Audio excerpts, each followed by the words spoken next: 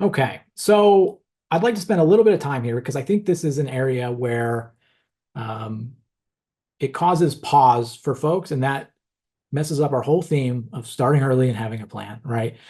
So the concern is, what if my kid doesn't go to college, or what if my kid gets a scholarship, or any of those type of things? There's always concern about locking up money and not being able to use money. So let's spend a little bit of time of your child decides not to go to college. There are lots and lots of options. So we'll start here. So you can change the beneficiary at any time. So you can change it to a relative, which is a relatively broad term.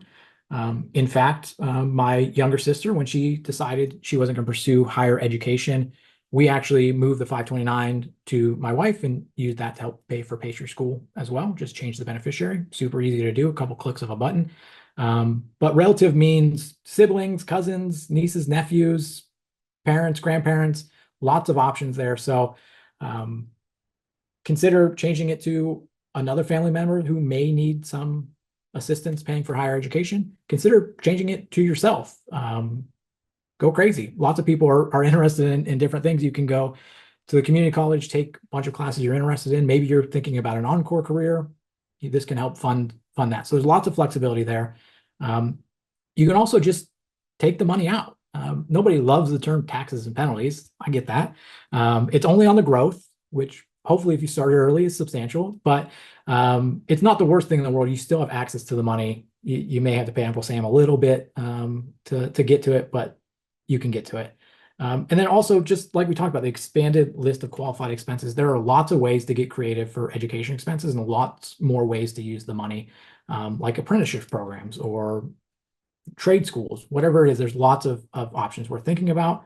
And then you can also, if you did take it out, you can use it for other goals, like funding retirement, or if you need to do that, you can also just do something fun with it. And the taxes and penalties are just the cost to do that.